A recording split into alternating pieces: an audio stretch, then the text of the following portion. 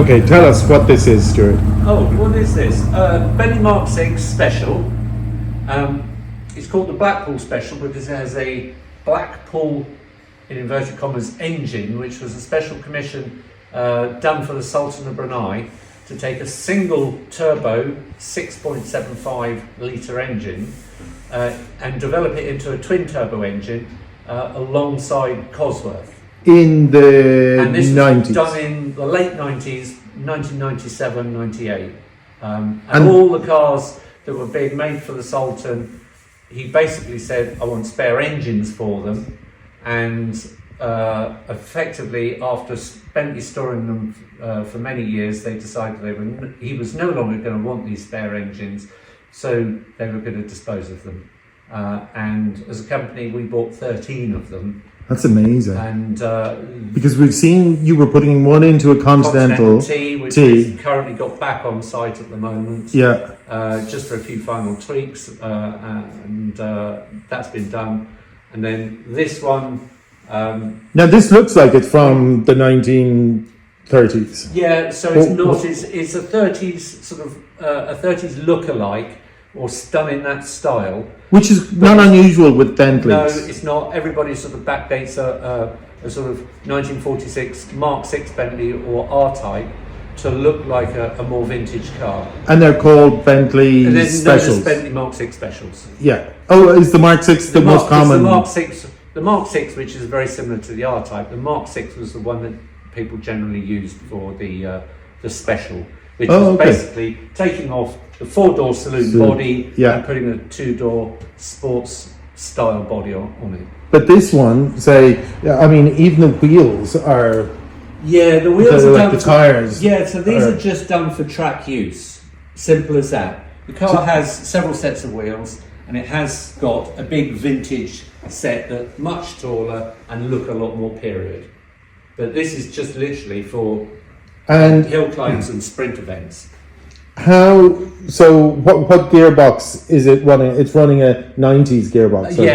So it's currently got a GM 400, what's known as the L80E, and that means it's electronically controlled. That's a 4-speed gearbox from effectively late model Turbo R. Yeah. So it's got a late model Turbo R engine, but running in a twin turbo configuration with an automatic gearbox, which is now manually selected, so you can control where you shift it. Really? Can we see? It's just got a manual shifter. Here. It can be driven in the automatic, and it can be driven manually. Well, that's 4-speed. 4-speed, correct. And what revs would that go to?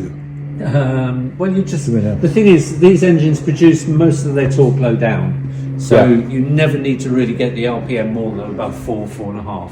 Otherwise, the torque figure just dips off straight away. So you ride that sort of wave of power.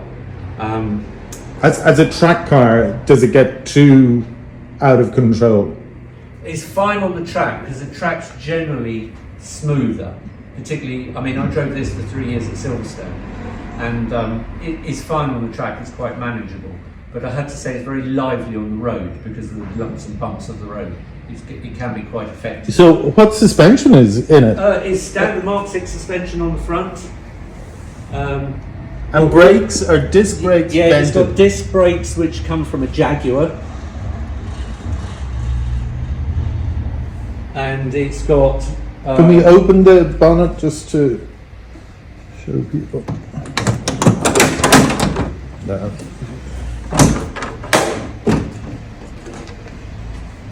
Wow.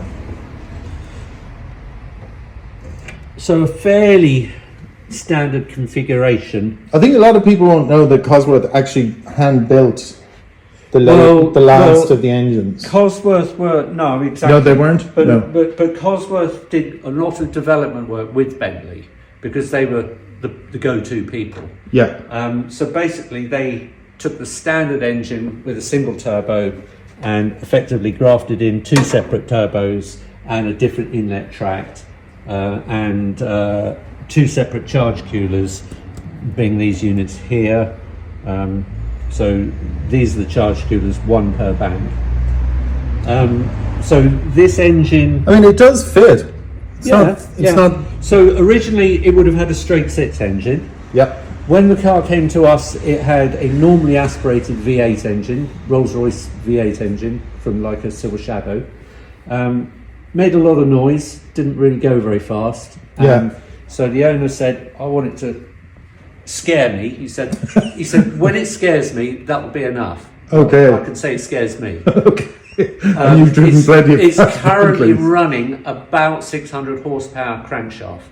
God, that's incredible. That is scary. And as you can see, it's very compact, it's quite light, so it does react quite quickly. So when did someone build this special? Like before you put in the like okay. this guy? So it was built. Well, I couldn't tell you what year. A lot of the work was done by a company called Paget, Jeremy Paget, and that was great for the configuration of the normally aspirated engine. When it came to us, we had to take the body off and effectively strengthen the chassis because the torque of this engine would have just twisted it. So effectively really strengthened the chassis, which was quite straightforward because they're open C-channel sections of the chassis and are quite flexible. So we just closed in all of the box sections and that made it much more rigid straight away. So how much work has gone into this car just while it's been here? I mean, it must be hundreds of hours. You see, we built this or put it together and finalised it. Hang on a minute, let me tell you from some of the scrutineering labels on it. 2017. So 5 years ago. 5 years ago. So anyway, last year it had a problem with the engine where it had a misfire, and what actually had happened, it had bent one of the push rods. And so we took the engine apart just to make sure there's no other collateral damage because of it, like a valve hitting pistons and stuff like that. And then because of the age of the engine, we found some corrosion between the cylinder head and the cylinder block. So we said we need to machine that to make sure it's perfectly smooth and flat for the head gaskets to seal on. And then we said, right, modern balancing, let's rebalance it all.